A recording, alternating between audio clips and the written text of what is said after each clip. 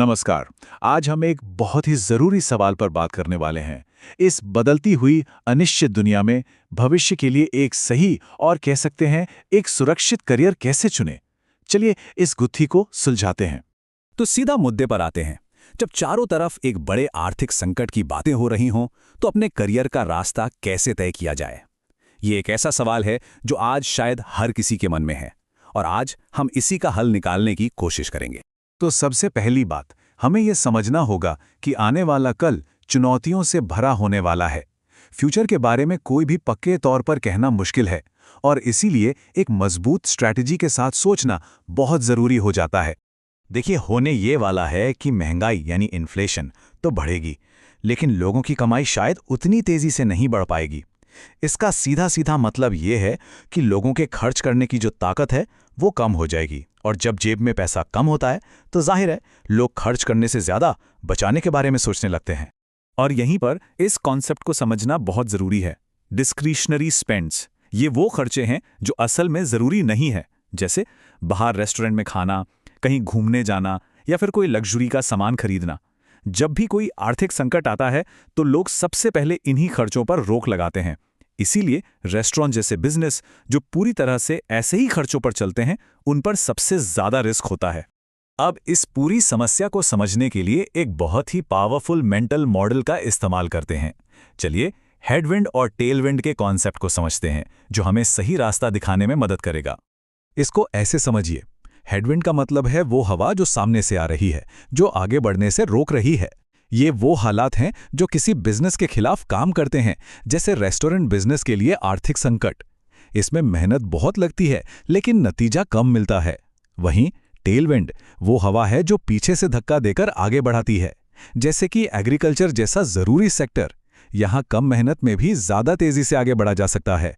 तो सबसे ज़रूरी बात ये निकल कर आती है कि हमें ऐसे सेक्टर्स को चुनना है जहां रुकावटें यानी हेडविंड्स कम से कम हों, जहां मदद करने वाली हवा यानी टेलविंड्स बहुत मजबूत हों, और सबसे ज़रूरी जहां लोगों का खर्च मजबूरी का हो, ज़रूरी हो, यानी नॉन डिस्क्रिशनरी हो। ठीक है, थ्योरी तो समझ आ गई, लेकिन अब सवाल यह है कि इसे प्रैक्टिकली कैसे देखें। इस फ्रेमवर्क के हिसाब से असल में मौके, असली अवसर हैं कहाँ? यहाँ एक बहुत बहुत गहरी बात छिपी हुई है। आने वाले समय में ज़्यादातर पैसा मैन्युफैक्चरिंग यानी कोई चीज़ बनाने में नहीं, बल्कि डिस्ट्रीब्यूशन में है। मतलब जो इंसान या बिजनेस सप्लाई और डिमांड को जोड़ेगा, वही सबसे ज़्यादा सफल होगा। पहला उदाहरण लेते हैं एग्रीकल्चर का। देखिए, किसानों की सबसे बड़ी समस्या इंफ्रास्ट्रक्चर की है।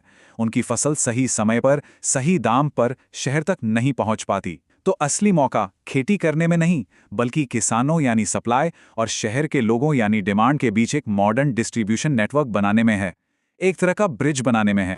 दूसरा बड़ा अवसर है मेडिकल टूरिज्म।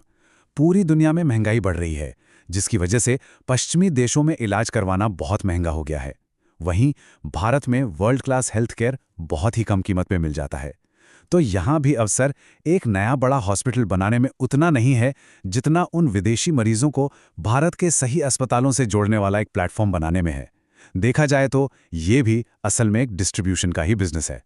तो हमने ये तो देख लिया कि किन सेक्टर्स में मौके हैं, लेकिन अब सवाल ये है कि उन सेक्टर्स में कामयाब होने के लिए कौन सी स्किल सीखना सबसे ज़्यादा ज़रूरी है। ये बात बहुत गहरी है और सच भी है। दुनिया में लाखों लोग हैं जिनके पास कोई प्रोडक्ट या सर्विस बनाने का हुनर तो है, लेकिन उन्हें उसे बेचना, उसे मार्केट करना नहीं आता। तो असली मौका प्रोडक्ट बनाने में नहीं, बल्कि उसे सही लोगों तक पहुंचाने की कला में है, यानी मार्केटिंग में। और मार्केटिंग भी समय के साथ लगातार बदल रही है। पहले वेबसाइट को गूगल जैसे सर्च इंजन के लिए ऑप्टिमाइज किया जाता था, जिसे एसईओ कहते थे। फिर आया सर्च इंजन मार्केटिंग यानी एससीएम का दौर। लेकिन अब जो भविष्य है वो है एआईओ का, यानी एआई ऑप्टिमाइजेशन। इसका मतलब क्या है? मतलब ये कि अब लोग अपने जवाब ढूंढने के लिए गूगल पर सर्च करने के बजाय सीधे चैटजीपीटी जैसे एआई प्लेटफॉर्म से बात कर रहे हैं। तो अगर कोई बिजनेस इन एआई प्लेटफॉर्म्स के जवाबों में नहीं दिखेगा, तो वो भविष्य की इस रेस से बाहर हो सकता है। एआई मार्केटिंग का मतलब ही यही है, अपने बिजनेस को इन नए प्लेटफॉर्म्स के लिए तैयार करना। चलिए अब इस बातचीत के आखिरी और शायद सबसे जरूरी हिस्से पर आते हैं। लंबी सफलता के लिए आखिर किस तरह की सोच और मानसिकता की जरूरत होती है? यहाँ दो तरह की सोच होती है, एक है डम मनी और दूसरी स्मार्ट मनी। डम मनी की सोच शॉर्ट टर्म होती है, वो अपनी गट फीलिंग पर चलती है और अक्सर लालच या डर में आकर फैसले लेती है। वहीं दूसरी तरफ स्मार्ट मनी, वो लंबी अवधि की सोच रखती है, डेटा और स्ट्रैटेजी पर भरोसा करती है और सबसे जरूरी धैर्य से काम लेती है। ये नंबर याद रखना बहुत जरूरी है, 2 से 3 साल। किसी भी बिजनेस, किसी भी नई स्किल या किसी भी इन्वेस्टमेंट में असली नतीजा देखने के लिए कम से कम इतना समय तो टिकना ही पड़ता है। रातों रात कुछ भी नहीं होता। तो सबसे महत्वपूर्ण सबक यही है, चाहे कोई नया बिजनेस शुरू किया जा रहा हो, कोई नई स्किल सीखी जा रही हो या कहीं पैसा लगाया जा रहा हो, सफलता का सबसे बड़ा राज है टिके रहना। जो टिक गया वही जीतेगा। तो अंत में मैं बस एक सवाल के साथ इस चर्चा को समाप्त करना चाहूंगा। जब भी अपने करियर या निवेश के बारे में कोई फैसला लिया जाता है, तो क्या वो सिर्फ एक गट फीलिंग पर आधारित होता है या फिर उसके पीछे कोई ठोस डेटा और एक सोची समझी रणनीति होती है? इस पर सोचिएगा जरूर।